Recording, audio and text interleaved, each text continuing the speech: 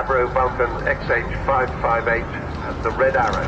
This is the kind of sight that you will never, ever see again.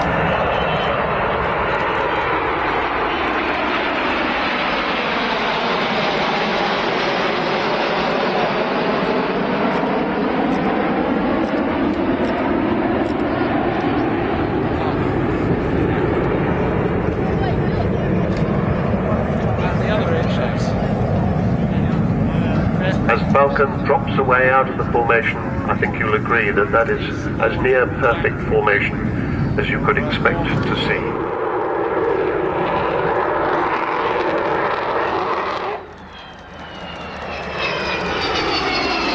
But with the power of those engines and the fact that she's 10 tons lighter than she used to be when she was in RAF service, you can't have the engines at full chat for very long. You'll exceed all the speed limits. So you have to take the throttles off again, and you then get the demonstration of how she can whisper round the place. It's an amazing airframe, this. It's very slippery, not much drag. She just glides along and can do it very quietly when she wants to. So, I was talking about Martin Withers. Right at the end of Vulcan's operational career, that was in 1982, she hit the centre line of the Port Stanley runway, which was occupied by the Argentines, in the Falklands, with one bomb and the edge of the runway with another.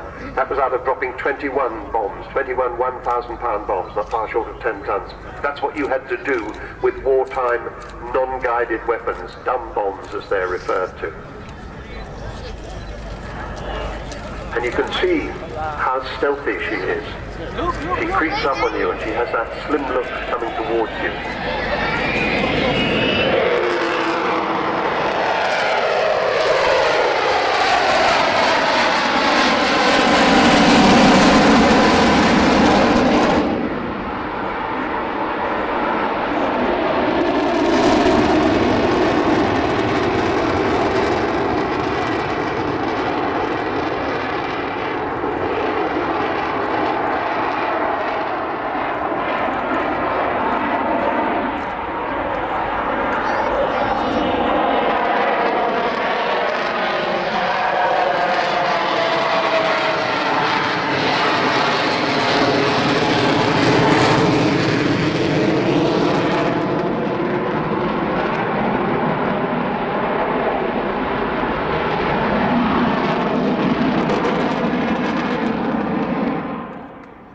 I guess that would have got your attention.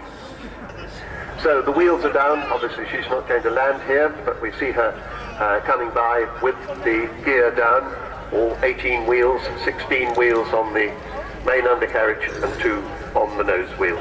And as she comes abeam the centre point of the display, I'll expect to see them retracting the undercarriage.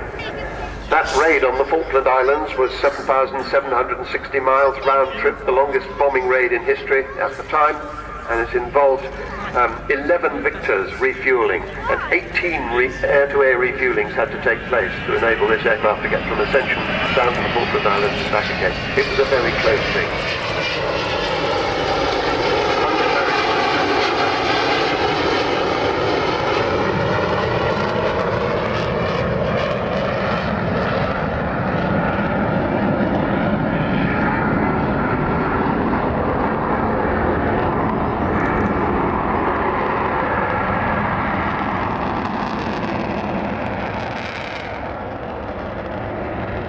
Vulcan was immensely popular when she was in RAF service. This particular aeroplane was kept on long after the other operational aircraft had ceased flying as part of the Vulcan display flight. The Air Force finally got rid of her in 1993, her last display season 1992. And she was bought by David Walton, and he and Dr. Robert Fleming are the men who really caused this aeroplane to be back with us today. Bombay doors coming open as she goes by now. That is the size of the Bombay. That is the heart of the Bombay. That's the Bombay that carried those 21 1,000-pound bombs, as I said, not far short of 10 tons. So David Walton and Robert Fleming decided that we ought to have a Vulcan fly again. Everybody said it couldn't be done, and it very nearly couldn't. On many occasions it nearly failed. But with the help of the Heritage Lottery Fund and money from industry, and money from you, she finally got airborne again in 2007. It was an extraordinary moment. As she comes back in front of us this time, you'll see the bomb bay doors closing. That bomb bay these days full of the names of people who have contributed to this aircraft continuing to fly.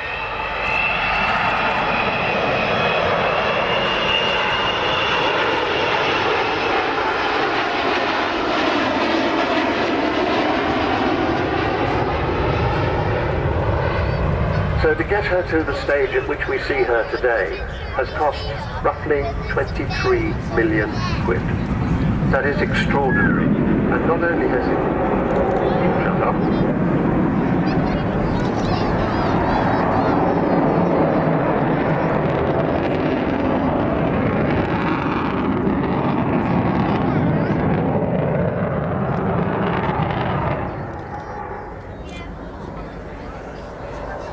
Not only has it been an amazing engineering project to get this aeroplane back in the air, it's also been an amazing fundraising project. She still costs £2 million a year to run. That's £38,500 a week, give or take.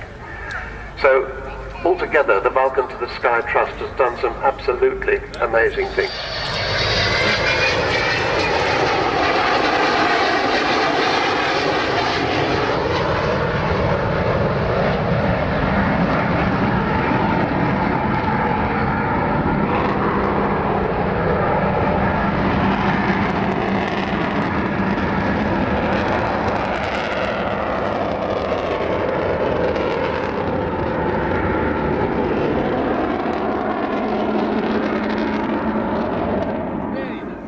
That amazing design from Roy Chadwick.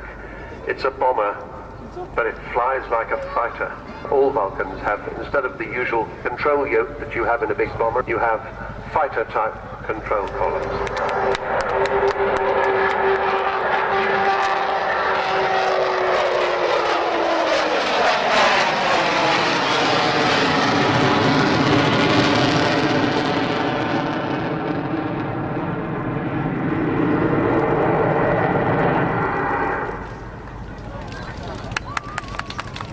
So, what's next?